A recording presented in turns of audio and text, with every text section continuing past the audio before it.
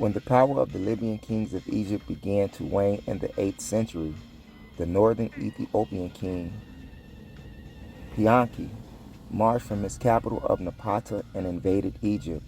The Kushite kings of Napata and Meroe were subservient to the Egyptian crown for over 1,000 years. They paid tribute mostly in gold, ivory, slaves, cattle, and fighting men. At this time, the Ethiopians were brazen enough to challenge the world's greatest empire. Pianki's elite troops and his mighty naval forces attacked the city after city until they reached Memphis. Hermopolis fell before him. Even the capital of Osorkon III at Heliopolis could not withstand his advances. The enemy capitulated at the capital, and the supremacy of Ethiopia was established in Egypt. Roger says that Pianki sailed for his home in the south, his ships laden with silver, gold, copper, clothing, and everything of the northlands, every product of Syria, and all of the sweet woods of God's land. His Majesty sailed upstream with a glad heart. The shores on either side were jubilating, west and east singing, O mighty ruler Pianki, thou comest, having gained the dominion of the north. About 712 BC, there arose another king of Ethiopia over the city of Nabat. This new king was called Shabaka or Sabakan, the brother of Pianki. He established the 25th Ethiopian dynasty in Egypt. According to Manetho, he burned MOPOWERZ alive, the alleged ruler of the 24th dynasty. During the long history of the Middle East, there have always been wars between the military powers north of the land of Israel by the way of Syria and the military powers south of Israel, Egypt. Israel was the Pastash Bang Hapatash, the Hasadan, meaning the egg between the hammer and the anvil. In the time of Hazaz and Hezekiah, the kings of Judah, Assyria and Egypt were the great powers. Both of these powers had threatened the independence of the little state of Judah, but with the help of God she survived. The prophet Isaiah had told King Ahaz to stand and do nothing. In other words, Isaiah meant do not make any alliances with Assyria or Egypt, but trust in God of Israel. One of the most famous generals of Shabaka was Taharka, or Tuharka, which is the son of Pianki. This Ethiopian general advanced against Sennacherib, the king of Assyria, while the Assyrians were threatening the existence of Judah. Taharka captured Philistine in the year 688 BC, but was defeated at Eltika, west of Jerusalem, by the Assyrians. Also, Taharka was the third king of the 25th Egyptian dynasty, 715 through 663. At first, he defeated Esarhaddon, but 3 years later, in 671, he was expelled from the city of Memphis and never returned. Ethiopia, this African state, became a great power, even though it was only for a period of 100 years. If Assyria had not emerged when she did, Ethiopia probably would have lasted another 100 years as a Western Mediterranean power. Because the Ethiopians were defeated by the Assyrians, we must not conclude that their existence and influence was stifled or choked out. Indeed, Roger says that Natasan, a later king of the Ethiopians, defeated the great Persian conqueror Cambyses in 525 BC. At this time, the Ethiopians continued to exercise a political and economic influence over the African tribes to the south and the west.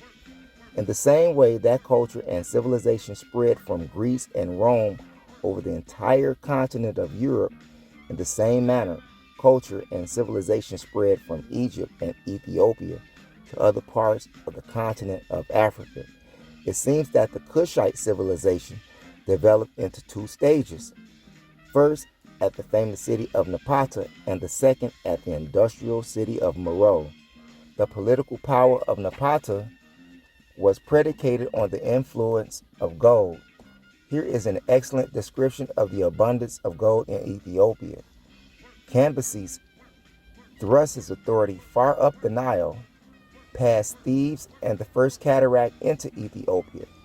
This exotic country aroused the curiosity of the Persians with its elephants and ivory and gold. They said that the prisoners of Ethiopia were fetters of gold. Ethiopian domination on the Nile began to rise after the decline of the Libyan kings of Egypt during the 10th century. Kashta was one of the greatest kings of Napata. He began the conquest of Egypt, which his son Pianki continued. The city of Napata was located inside the river bend between the third and the fourth cataracts. History is witness to the fact that the greatest civilization developed alongside river banks, and so it was with the Ethiopian cities of Napata and Meroe. Meroe was a greater city than Napata. It was located between the fifth and the sixth cataracts and between the Nile and the Atbara rivers. Meroe is a very ancient city. As you have read, Moses, the Hebrew, led the Egyptian army against it about 1350 BC. Obviously, it was standing when Moses I, 1540 through 1501, established his southern frontier in the Ethiopian territory. This frontier was located past Napata, almost to the fifth cataract. Between 595 and 550, the capital of Kush was transferred from Napata to Meroe. The primary motive for this transference was because of the Persian attacks against Ethiopia after 595 BC. Two other reasons probably contributed to the removal of the capital. One, the city of Meroe was surrounded by grasslands containing scattered trees. Two, there were large deposits of iron ore found in this area. The iron ore rendered a great impetus to the civilization of Kush and other African tribes. L. Rogers, F. Adams, and W. Brown, all European writers, state that there is evidence that in the days when Europeans were still satisfied with rude stone tools, the Africans had invented the art of smelting iron. Excavators have been found that the furnaces in which the iron ore was smelted, and they have found mountains of iron slag. Although the Egyptians dominated parts of Ethiopia for over 8,000 years, the Ethiopians to a great extent maintained their own identity, ideas, and customs. The Kushites were never absorbed nationally into the Egyptian social structure. It has been postulated by some authorities that the pharaohs of the 25th Ethiopian dynasty accepted Egyptian gods. Nevertheless, these kings were entered in their tombs in a position that accorded with the Ethiopian tradition, but not according to the Egyptian customs. After the year 500 BC, there emerged a more distinctive Kushite culture, similar to a Kushite Renaissance. The gods are the gods of Meroe, not Egypt. The stone ram, symbolic of the power of the god Amun, stood outside the temple of Naga, a Kushite city. The meteorites employed the Egyptian hieroglyphics writing in their temple, but after 225 BC, they devised their own alphabet even before Rome became a great power. They began to create fine pottery with their own original styles. Also, they constructed majestic temples and palaces of beautiful design. Many of the ruins of ancient Kush are still standing at Meroe, Musawarat, Nagat, and near Napata. Basil Davison says that these sites are waiting for more archaeologists with time and money to be excavated. The Kushites built a powerful empire in Africa that extended far and wide.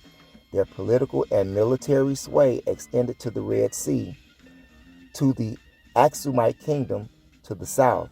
Evidence has been found that the Ethiopian influence extended to Lake Chad and to the Uganda territory. There was even trade with Arabia, India, China, Egypt, Aksum, and the neighboring tribes. Cush was no playboy on the international stage, but was recognized and known among the greatest powers of the day. The Ethiopians fought successful wars with the Egyptians, Hebrews, Assyrians, Persians, and under the Aksumite kingdom they fought the Arabians. Cush was a sophisticated power, and during her greatness she became the mistress of the south. The greatness of Ethiopia is written in the annals of the ancient nations. She dispatched her ambassadors to the known nations of her day. Herodotus, the Greek historian, knew little about the Ethiopians. Furthermore, he did not visit the intriguing land. When Herodotus heard of this land, he called the people Aethiops. In the Greek language, this word means burnt face. He never called them by their national name, which is Cush. Finally, the civilization in the highlands of the ancient Ethiopian at Aksum began to rise. King Ezana of Aksum marched down to the city of Meroe and attacked it, putting an end to its greatness. The causes of the wars between Meroe and Aksum probably were trade competition and the influx of Nubians from the Sahara. From what period can we certify the existence of black Hebrews in Egypt and Ethiopia? It is certain that Israelites were in Egypt and Ethiopia during the period of King Tekelot of Egypt, which is the 23rd Tanite dynasty, about 725 BC, and the prophet Isaiah of Jerusalem, because we read in Isaiah 11:11 that, "And it shall come to pass in that day that the Lord shall set his hand again the second time to recover the remnant of his people, which shall be left from Assyria and from Egypt and from Pathros," meaning Upper Egypt, and from Cush, Ethiopia. In Isaiah 27:13, we get an understanding that the outcasts of Judah are in the land of Egypt. And in Isaiah 19:18, the prophet is positive that the 5 cities with Jews and Egyptian converts will accept the God of Israel and will speak the language of the Canaanites, Hebrews. After 70 years after Isaiah, the prophet Zephaniah 3:10 says, "From beyond the river of Ethiopia, my suppliants, even the daughter of my dispersed, shall bring mine offering." Many authorities have agreed that Zephaniah was speaking concerning the Jews who were dispersed and who colonized the region in and around Ethiopia. Since the Hebrew prophets and historians, for example, Josephus, knew that the Jews were in Egypt and Ethiopia, the next question is, what are some of the theories concerning their arrival in these countries? The theories are as follows. King Solomon married the daughter of the king of Egypt. Obviously, this marriage was for economical and political reasons. That's in the first book of Kings, chapter 11, verse 1. Solomon wanted to maintain international peace, security, and commerce. It is probable that he arranged with Pharaoh, his father-in-law, to establish Jewish trade colonies on the Nile River. By the way, Solomon married the daughters of many kings to keep them under his economic and political control. In First Book of Kings, chapter 9, verse 26, we read that King Solomon made a navy of ships in Ezion Geber, which is beside Eloth, on the shore of the Red Sea in the land of Edom. And Hiram, the king of Tyre or Phoenicia, sent in the navy and his service shipmen that would acknowledge the sea with the servants of Solomon. And they came to Ophir and stretched from thence gold, 420 talents, and brought to it King Solomon. Many scholars have postulated that the land of Ophir is on the east coast of Africa. This would be in Ethiopia territory. It would appear that it is highly probable that Solomon would establish trade colonies along the east and west coast of the Red Sea. Ancient Ethiopia had excessive gold deposits to satisfy Solomon's needs. As he has been mentioned previously, the Persian troops of Cambyses said the prisoners in Ethiopia were fetters of gold. The Queen of Sheba visits Solomon.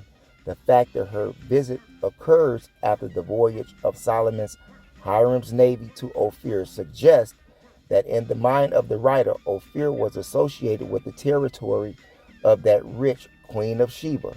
Apparently, when the navy of Solomon came to Ophir, the Queen of Sheba heard about the greatness of Solomon, and Josephus, the Jewish historian, certified that the fact that Queen of Sheba was the Queen of Egypt and Ethiopia. This would mean that Jewish trade colonies were established in her territory. Josephus also says that the royal city of Ethiopians was Saba or Sheba. The two words are interchangeable. According to the Ethiopians and the black Jews of this country, the Queen of Sheba gave birth to a son of whom they say Solomon is the father. Moreover, they say that the other black Jews accompanied the queen back to Ethiopia. The name of the child whom she gave birth to was Menelik. Years later, in Jerusalem for his education, but on his return trip to Ethiopia, Solomon sent along with him some leading priests and officers. All of these events occurred during the 10th century BC. This was probably the first organized Jewish colony in Ethiopia. In this same century, Shishak, the king of Egypt, invaded Palestine, and that is in the book of Kings, chapter 14, verse 25. Without doubt, he must have transported many Jews to Egypt and Ethiopia because he took prisoners with him, and his armies consisted of Libyans and Ethiopians. During the late part of the 8th or the early part of the 7th century, the Ethiopian general Taharka invaded Palestine and captured more than a few towns. The prophet Isaiah certainly knew that he was talking about him when he spoke on the Israelites' exiles in Taharka's country at that time. Even the advance of the mighty Assyrian army would motivate many Israelites to take refuge in Egypt, Libya, and Ethiopia. Again, in incursions of the powerful army of King Nebuchadnezzar of Babylon in the years 698 through 675 into Palestine undoubtedly caused rapid and numerous migratory waves of Israelites to flee into North and East Africa. In Jeremiah chapter 44, verse 1, the prophet addresses the Jews in Egypt and the Jews that live in Pathros, which is in southern Egypt. Jeremiah tells the Jews in the 11th verse that they are not safe from Nebuchadnezzar. This warning would naturally influence many Jews to migrate deeper into Ethiopia and the Sahara Desert. By the time of the prophet Zephaniah, which is about 630 BC, Ethiopia and the adjacent lands of the Uganda and Kenya were swarming with black Jews. Zephaniah says in chapter 3, verse 10, "From beyond the rivers of Ethiopia, my suppliants, even the daughter of my dispersed, shall bring mine offering."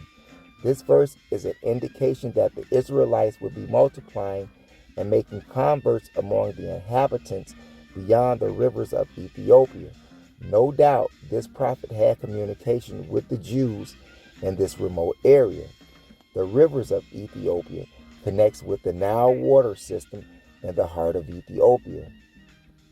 The Abara rivers extend from the highlands of the modern Ethiopia to the Nile. The Blue Nile extends from the direction of the Addis Ababa in a northwestern direction toward the Nile. Near Uganda and the northern Congo is the Bahr el Ghazi River. It is 500 miles long. in southwest Sudan, formed by the confluence of the Bir el Arab and Jur rivers in northwest Upper Nile, Egypt. These areas are beyond the rivers of Ethiopia. Moreover, there are many records or oral traditions of the existence of Jewish tribes deeply beyond the rivers of Ethiopia. Joseph J. Williams cites a particular case. He said, "There can be little doubt but that somewhere in the dim past, probably by way of Abyssinia, a wave of Hebraic culture penetrated to the Lake District of East Africa." If he may credit the following citations, speaking of Uganda to the west of Lake Victoria and to the northeast of the Belgian Congo, it has an organized native government with a tradition of 33 kings and a legendary line that traces back to King David. It is a proud history. The legends tell of the Ugandan people crossing the Nile centuries upon centuries ago and subduing all tribes whose country they've traversed. They claim that the highest native civilization is in Africa. The above report is highly credible in all of its detail if we keep in mind what I have written pertaining to the Egyptian and the Cushite Jews. The thing that might be questioned about the Ugandan people is not their identity, but their vitality of the Jewishness of their religion. Professor Alan S. Gabe says that the word Tibibian means smiths. He has located these Jews in central Ethiopia. The Tibiban Jews were really Falashas, but they were forced to accept a nominal Christianity. They were like the Marrano Jews of Spain, forced to accept a religion against their will. The word Falasha in Amharic, the official language of Ethiopia, means immigrants. The Falashans did not call themselves by this name. They used the name Bet Israel, the house of Israel, but the Abyssinians called them Falashis. Because the other tribes of Ethiopia called the house of Israel Falashis or immigrants, this would suggest that perhaps the Falashan Jews came to Abyssinia at a later date. Therefore, they were ostracized because they did not accept Christianity. The Falashas held the monopoly on the skilled trades in Ethiopia. They were leather workers, potters, smiths, and masons. The Commandment Jews separated into two classes: the Kaberti, which honored. From these, the priests are chosen, and the Yatanis, small or insignificant people. By the way, these two classes were called by names that are similar to the Hebrew. The Kemet Jews esteemed Moses highly, and many other Old Testament personalities. They observed Yom Kippur and the Feast for the Dead. Because they remained isolated from other Jews, Christians, and pagans, they learned very little about the external world. About 1,300 miles north of the territory of the Falashas live the Wasambara people. They are a variety of colors from light brown to black. In their land are found asylum institutions, cities of refuge, that they are like Levitical cities found in the Old Testament. Professor Godbey says, taken with sacrifices wherever Judaism is acknowledged, that must have been introduced by Yemenites. Taken with sacrifices wherever Judaism is acknowledged, there must have been introduced by Yemenite or Himyaritic Jewish traders in very ancient times.